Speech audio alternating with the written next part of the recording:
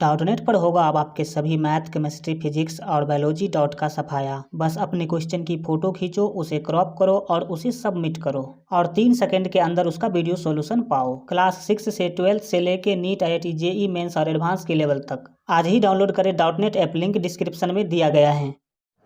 Hello friends, आप सभी का स्वागत है आपके अपने ही YouTube channel LGR study ITI polytechnic एवं पैरामेडिकल में। दोस्तों, आज के इस वीडियो में हम केमिस्ट्री के कुछ ऐसे क्वेश्चन का डिस्कशन करने वाले हैं जो कि ITI पॉलिटेक्निक एवं पैरामेडिकल प्रवेश परीक्षा के लिए काफ़ी महत्वपूर्ण है। तो इस वीडियो को अंत तक जरूर देखिएगा, एक भी क्वेश्चन को स्किप नहीं कीजिएगा, क्योंकि आपको बता दें कि इस वीडियो को देखने के बाद आप लोगों को केमिस्ट्री का एक कंप्लीट रिवीजन होगा और जिस क्वेश्चन का आंसर आप लोगों को पहले से पता हो तो उसका आंसर आप लोग जो है कमेंट में लिखते चलिएगा। इससे आपको पता चलेगा कि आखिर आप लोगों को कितना जो है पहले से जानकारी था। इससे आपका जो है मोटिवेशन होगा, आप लोगों का जो कॉन्फिडेंस लेवल है वो भी बढ़ेगा, क्योंकि इस टाइप के क्वेश्चन ही आपको जो है बोर्ड में आपके एग्ज़ाम में देखने को मिलेगा। चलिए स्टार्ट करते हैं। आज का जो फर्स्ट महत्वपूर्ण क्वेश्चन है, पूछा जा रहा है कि निम्न में कौन ऑक्सीकरण नहीं है। कौन जो है ऑक्सीकरण नहीं है, यह आपको बताना है। तो एक का जो आपका ए ऑप्शन है बिल्कुल ही सही होगा। याद रखिएगा, अवक्षेपण जो रिएक्शन होता है, अवक्षेपण जो अभिक्रिया होती है, वह ऑक्सीकरण अभिक्रिया नहीं है। नेक्स्ट देखेंगे आप, 2 नंबर महत्वपूर्ण क्वेश्चन के द्वारा पूछा जा रहा है कि नमक के घोल में सिल्वर नाइट्रेट का घोल डालने पर दही जैसे पदार्थ उत्पन्न होता है। आप क्या करते हैं, जब नमक के घोल में सिल्वर नाइट्रेट का घोल डालते हैं तो दही जैसा पदार्थ उत्पन्न होता है। यह कौन सी अभिक्रिया है? तो ये जो अभिक्रिया हुआ, रिएक्शन जो हुआ, वो कौन सी अभिक्रिया है, यह आपको बताना है।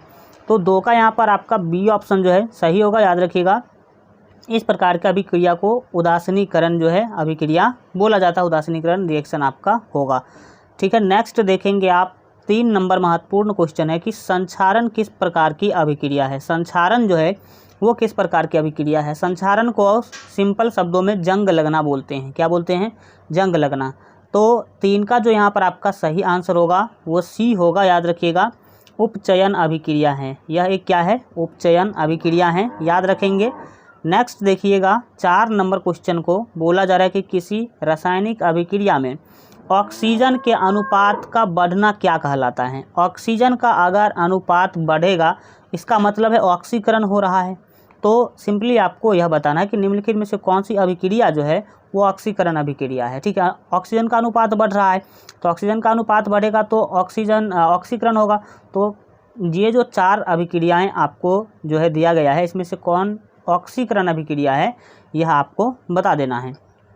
तो 4 का यहाँ पर आपका बी ऑप्शन सही होगा। याद रखिएगा, उपचयन अभिक्रिया जो होती है वो क्या होती है? ऑक्सीकरण अभिक्रिया होती है। तो B is your right answer. आगे बढ़ेंगे और आपको बता दें कि अभी तक आप लोग जो है बेहतर तैयारी के लिए हमारे मोबाइल ऐप को जो लोग डाउनलोड नहीं किए हैं, तो इस वीडियो के डिस्क्रिप्शन बॉक्स में आपको मोबाइल ऐप का लिंक मिल जाएगा। वहाँ से मोबाइल ऐप ज़रूर डाउनलोड कर लीजिए, क्योंकि उस पर आपको सभी सब्जेक्ट का चैप्टर वाइज महत्वपूर्ण जो है क्वेश्चन का PDF और प्रीवियस ईयर का क्वेश्चन का PDF आंसर के साथ आप लोगों को जो है मिल जाएगा। या नहीं तो आप लोग प्ले स्टोर पर सर्च करेंगे LGR स्टडी ऐप, तो वहाँ से भी आप लोग जो है डाउनलोड कर सकते हैं। और जो भी स्टूडेंट व्हाट्सएप नंबर मांगते रहते हैं तो उनको बता दें कि आपको व्हाट्सएप नंबर हमारे मोबाइल ऐप पर जो है मिल जाएगा। ऑफिशियल मोबाइल ऐप जो है LGR स्टडी ऐप, उस पर आप लोगों को मिल जाएगा। तो वहाँ से भी आप लोग जो है कंसल्ट कर सकते हैं। देखेंगे 5 नंबर क्वेश्चन, बोला जा रहा है कि निम्न में कौन सी अभिक्रियाओं के युग्म हमेशा साथ साथ होते हैं। कौन यहाँ पर जो अभिक्रियाओं का युग्म है वो हमेशा साथ साथ होते हैं, एक साथ होते हैं। तो 5 का यहाँ पर आपका सी ऑप्शन सही होगा। याद रखिएगा कि उदासीनीकरण और विस्थापन दोनों अभिक्रिया जो है वो साथ साथ होते हैं। आगे बढ़ेंगे और 6 नंबर क्वेश्चन को देखेंगे। पूछा जा रहा है कि सोडियम हाइड्रोक्साइड और हाइड्रोक्लोरिक अम्ल की अभिक्रिया से सोडियम क्लोराइड और जल बनते हैं। जब सोडियम हाइड्रोक्साइड और हाइड्रोक्लोरिक अम्ल की अभिक्रिया होती है तो सोडियम क्लोराइड और जल बनते हैं। यह कौन सी अभिक्रिया है, यह आपको बताना है। तो 6 का यहाँ पर आपका ए ऑप्शन जो है बिल्कुल ही सही होगा। याद रखिएगा, ये जो है उदासीनीकरण जो है अभिक्रिया है। आगे बढ़ेंगे और 7 नंबर क्वेश्चन को देखेंगे। पूछा जा रहा है कि किसी अभिक्रिया में भाग लेने वाले पदार्थ क्या कहलाते हैं। जो पदार्थ रिएक्शन में भाग लेते हैं उसको हम क्या कहते हैं यह आपको बताना है। तो 7 का यहाँ पर आपका सी ऑप्शन सही होगा, याद रखिएगा। उसको अभिकारक बोलते हैं। क्या बोलते हैं? अभिकारक। और प्रतिफल किसे बोलेंगे? जो हमें रिजल्ट मिलता है, रिएक्शन के बाद जो रिजल्ट मिलता है उसको हम लोग प्रतिफल बोलते हैं। आगे बढ़ेंगे। ऑक्सीकारक किसे बोलते हैं? जो ऑक्सीकरण अभिक्रिया करवाते हैं उसे ऑक्सीकारक बोलते हैं। इतना आप समझ सकते हैं। 8 नंबर क्वेश्चन को देखेंगे। पूछा जा रहा है कि श्वसन किस प्रकार की अभिक्रिया है? श्वसन जो सांस लेते हैं हम लोग, तो वह किस प्रकार की अभिक्रिया है? तो 8 का यहाँ पर आपका ए ऑप्शन से होगा, याद रखिएगा। ऊष्माक्षेपी अभिक्रिया है। जब आप सांस लेते हैं तो ऊष्मा बाहर आती है। ऊष्मा क्या होती है? बाहर आती है। तो ये ऊष्माक्षेपी अभिक्रिया हो जाएगी। आप जब सांस लेते हैं और छोड़ते हैं तो जो आप बाहर निकाल रहे हैं हवा को, उस हवा को आप जब हाथ देंगे तो आपको पता चलेगा कि गर्म हवा है, तो उससे ऊष्मा बाहर आ रही है, तो उसको बोलेंगे ऊष्माक्षेपी अभिक्रिया। श्वसन क्या है? ऊष्माक्षेपी अभिक्रिया है। नेक्स्ट आप देखेंगे 9 नंबर क्वेश्चन। पूछा जा रहा है कि प्रबल अम्ल और दुर्बल क्षारक से बने लवण का पीएच मान क्या है? प्रबल अम्ल और दुर्बल क्षारक से जो लवण बनता है उस लवण का पीएच मान क्या है, यह आपको बताना है। तो यहाँ पर 9 का जो आपका सही आंसर होगा वो बी होगा, याद रखिएगा। 7 से कम होगा। कितना होगा? 7 से कम यहाँ पर आपका बिल्कुल ही सही आंसर होगा। नेक्स्ट देखेंगे आप 10 नंबर क्वेश्चन। पूछा जा रहा है कि क्षारक को जल में घोलने पर क्या मुक्त होते हैं? क्षारक को जब आप क्या करेंगे? जल में घोलेंगे तो क्या मुक्त होगा, क्या रिलीज होगा यहाँ वहाँ पर, यह आपको बताना है। तो 10 का यहाँ पर आपका जो ए ऑप्शन है बिल्कुल ही सही होगा, याद रखिएगा। OH- आयन जो है वहाँ पर रिलीज होगा। आगे बढ़ेंगे और 11 नंबर क्वेश्चन को देखेंगे। 11 नंबर क्वेश्चन है कि दही में किस प्रकार का लवण पाया जाता है? दही में जो लवण पाया जाता है वो कौन सा लवण पाया जाता है? तो 11 का ए ऑप्शन आपका सही होगा, याद रखिएगा। लैक्टिक अम्ल। दही में कौन सा अम्ल पाया जाता है? लैक्टिक अम्ल पाया जाता है। और अम्ल सभी से सभी स्वाद में खट्टे होते हैं, आपको तो पता ही होगा। 12 नंबर क्वेश्चन है। पूछा जा रहा है कि किसी अम्ल में मुख्य रूप से एक परमाणु अवश्य मौजूद होता है। यहाँ पर बोला गया कि किसी अम्ल में मुख्य रूप से एक परमाणु अवश्य मौजूद रहता है तो धातु से अभिक्रिया कर एक गैस उत्पन्न करता है। जितने भी आपके अम्ल हैं, किसी भी अम्ल में मुख्य रूप से एक परमाणु अवश्य मौजूद रहता है और वह जब धातु से अभिक्रिया करता है तो कौन सा गैस उत्पन्न करता है, यह आपको बताना है। तो 12 का यहाँ पर जो आपका ए ऑप्शन है सही होगा, याद रखिएगा। वो हाइड्रोजन गैस क्या करेगी? रिलीज करेगी, हाइड्रोजन गैस उत्पन्न करेगी। ठीक है, आगे बढ़ते हैं और 13 नंबर क्वेश्चन को देखिए। पूछा जा रहा है कि वे पदार्थ जिनके स्वाद खट्टे होते हैं और जो नीले लिटमस के घोल को लाल बनाता है कहलाता है, तो उसको हम क्या कहेंगे? तो 13 का यहाँ पर जो आपका ए ऑप्शन है सही होगा, याद रखिएगा। वो क्या है? वो अम्ल है, जिसका स्वाद अभी आपको बताएं कि अम्ल स्वाद में खट्टे होते हैं और वो नीले लिटमस घोल को लाल बना देगा, तो वो क्या होगा? अम्ल होगा। आगे बढ़ेंगे और 14 नंबर क्वेश्चन को देखेंगे। 14 नंबर क्वेश्चन है कि जल में घुलनशील भस्म क्या कहलाते हैं? जल में घुलनशील भस्म जो है वो क्या कहलाएंगे? तो 14 का यहाँ पर आपका बी ऑप्शन जो है सही होगा, याद रखिएगा। क्षार कहलाएगा। आगे बढ़ेंगे और 15 नंबर क्वेश्चन को देखिए। पूछा जा रहा है कि निम्न में कौन प्रबल अम्लीय है? प्रबल अम्लीय निम्नलिखित में से कौन सा है? तो यहाँ पर आपका 15 का जो सही आंसर होगा वो सी होगा, याद रखिएगा। जिसका पीएच यहाँ पर देखिए, पीएच मान जितना ही कम होगा अम्लीयता उतना ही अधिक होगा। आप सभी को पता होगा पीएच स्केल के बारे में। पीएच स्केल के बारे में यहाँ पर आपको पता होगा कि जो है ये 0 होता है, 0 से ये मान लीजिए 7 है और ये क्या है? 14 है। ठीक है, तो आप यहाँ पर आपको बोला गया कि निम्नलिखित में कौन जो है प्रबल अम्लीय है? तो देखिए 0 से 7 अम्ल होता है। क्या होता है? अम्ल होता है। ठीक है, और 7 क्या होता है? उदासीन होता है। 7 उदासीन होता है। 7 से अधिक वाला क्या होता है? क्षार होता है।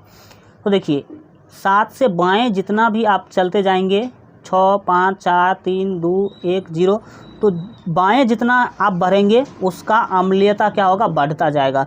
तो 0 पे आकर के अम्लीयता सबसे क्या हो जाएगा? अधिक हो जाएगा। और दाहिने जितना बढ़ेंगे उतना क्षारीयता क्या होगा? बढ़ता जाएगा। अगर बोल दिया जाए कि निम्नलिखित में से कौन सबसे प्रबल क्षार है, तो सबसे प्रबल क्षार कौन सा होगा? जिसका पीएच मान 14 होगा। ठीक है, तो इस तरह से आप बातों को समझेंगे। यहाँ पर आपका जो सी ऑप्शन है, पीएच वैल्यू जिसका 0 होगा वो प्रबल मतलब बहुत आपका जो है ये सबसे अधिक क्या होगा? वो अम्लीय होगा। नेक्स्ट देखेंगे 16 नंबर क्वेश्चन को। 16 नंबर क्वेश्चन है कि लिटमस रंजक बैंगनी रंग का होता है जो निकलता है। लिटमस रंजक जो है वो बैंगनी रंग का होता है जो कहाँ से निकलता है, ये आपको बताना है। तो 16 का जो यहाँ पर आपका बी ऑप्शन है बिल्कुल ही सही होगा, याद रखिएगा लाइकेन से। कहाँ से? तो लाइकेन आपका बिल्कुल ही सही आंसर होगा। नेक्स्ट देखेंगे 17 नंबर क्वेश्चन पूछा जा रहा है कि शुष्क बुझा हुआ चूना पर क्लोरीन गैस की क्रिया से कौन सा पदार्थ बनता है। बुझा हुआ चूना है, उस पर क्लोरीन गैस आप क्या करते हैं, डालते हैं, तो कौन सा पदार्थ बनेगा यह आपको बताना है। तो 17 का यहाँ पर आपका बी ऑप्शन जो है सही होगा, याद रखिएगा विरंजक चूर्ण जो है बनेगा। नेक्स्ट देखिए 18 नंबर क्वेश्चन पूछा जा रहा है कि हल्दी, लिटमस पत्र आदि किस प्रकार का सूचक हैं। ये जो है हल्दी है या फिर लिटमस पत्र है वो किस प्रकार का सूचक है, तो यह जो है प्राकृतिक सूचक होता है। तो 18 का यहाँ पर आपका जो बी ऑप्शन है सही होगा, याद रखिएगा प्राकृतिक सूचक। किस प्रकार का? बी ऑप्शन आपका सही होगा प्राकृतिक। नेक्स्ट देखिए 19 नंबर क्वेश्चन पूछा जा रहा है कि अपच का उपचार करने के लिए निम्न में से जो है कौन औषधि का उपयोग होता है। देखिए अपच क्या होता है, आप भोजन करते हैं वो नहीं पचा, उसको बोलते हैं अपच। अपच का उपचार करने के लिए उसका आप जब इलाज करते हैं तो निम्न में से कौन सा औषधि का उपयोग होता है। तो 19 का यहाँ पर जो आपका सही आंसर होगा वो ये होगा, याद रखिएगा एंटासिड। एंटासिड क्या है? एंटासिड क्या है आप समझिए। अपच जो होता है वो एसिडिटी के कारण होता है, एसिड के कारण आपका भोजन नहीं पचता है। तो एसिड को ख़त्म करने के लिए एंटासिड डाला जाता है। एंटासिड का मतलब एंटी एसिड, जो एसिड को क्या करेगा, ख़त्म करेगा। ठीक है, तो एंटी एसिड यानी कि उसको हम लोग शॉर्ट में एंटासिड भी बोलते हैं। तो एंटासिड यहाँ पर आपका बिल्कुल है सही आंसर होगा। नेक्स्ट देखेंगे 20 नंबर क्वेश्चन को। 20 नंबर क्वेश्चन के द्वारा यहाँ पर आपसे पूछा रहा है कि निम्न में कौन ऑक्सीकरण नहीं है। ऑक्सीकरण कौन सा नहीं है, तो 20 का यहाँ पर जो आपका बी ऑप्शन है सही होगा, याद रखिएगा। अब छेपन जो है वो ऑक्सीकरण इसमें नहीं होता है। बाकी जब दहन होती है तो वहाँ पर ऑक्सीजन का जरूरी पड़ता है, तो वहाँ पर ऑक्सीजन होता है। फिर भोजन का पचना भी ऑक्सीकरण है, सांस लेते हैं तो वो तो ऑक्सीकरण है ही। तो अब छेपन क्या है, ऑक्सीकरण नहीं है, यह आप याद रखिएगा। नेक्स्ट देखिए यहाँ पर आपका 21 नंबर क्वेश्चन है पूछा रहा कि प्राकृतिक गैस का दहन किस प्रकार का रासायनिक अभिक्रिया है, आपको बताना है। प्राकृतिक गैस जब उसका दहन होती जलती है तो वो किस प्रकार का रासायनिक अभिक्रिया है, यहाँ पर आपको बताना है। तो 21 का सी ऑप्शन आपका जो है सही होगा, याद रखिएगा ऊष्माक्षेपी अभिक्रिया। आगे बढ़ेंगे और अगले जो है हम लोग देखेंगे 22 नंबर क्वेश्चन पूछा जा रहा है कि कॉपर चूर्ण को वायु में गर्म करने पर उसके सतह पर कॉपर ऑक्साइड की एक परत जम जाती है। इस परत का रंग कैसा होगा, आपको बताना है। तो 22 का ए ऑप्शन आपका सही होगा, याद रखिए उसका परत का जो रंग होगा वो कैसा होगा, काला। कैसा होगा, काली जो है रंग की होगी। नेक्स्ट देखिए 23 नंबर क्वेश्चन पूछा जाए कि साग सब्जियों का विघटन होकर कंपोस्ट बनना किस अभिक्रिया का उदाहरण है। तो जब साग सब्जियां जो है विघटित होती हैं और उसका कंपोस्ट बनता है तो यह कौन सी अभिक्रिया है। तो 23 का यहाँ पर आपका जो सही आंसर होगा वो बी होगा, याद रखिएगा ऊष्माक्षेपी अभिक्रिया। कौन सा, तो ऊष्माक्षेपी अभिक्रिया है। नेक्स्ट देखेंगे हम लोग यहाँ पर जो है 24 नंबर क्वेश्चन को। 24 नंबर क्वेश्चन के द्वारा जो है यहाँ आपसे पूछा जा रहा है कि सोडियम हाइड्रोक्साइड का पीएच मान लगभग है। सोडियम हाइड्रोक्साइड जो है NaOH, तो यहाँ पर सोडियम हाइड्रोक्साइड का पीएच मान लगभग कितना होता है। तो 24 का यहाँ पर आपका डी ऑप्शन से होगा, याद रखिएगा 14। कितना, तो 14 होगा।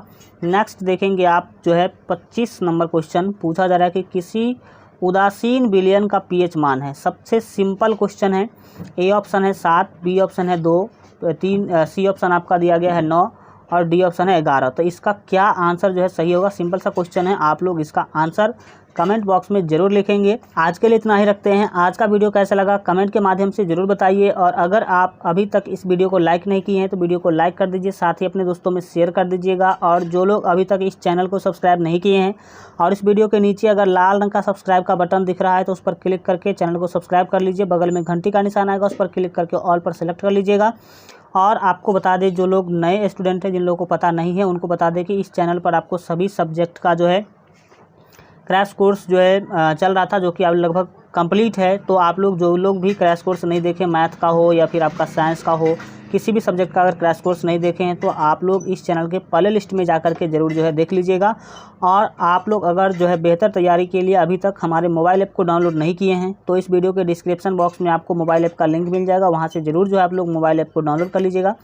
चलिए मिलते हैं अगले वीडियो में, तब तक अपना ख्याल रखिए और LGR स्टडी देखते रहिए।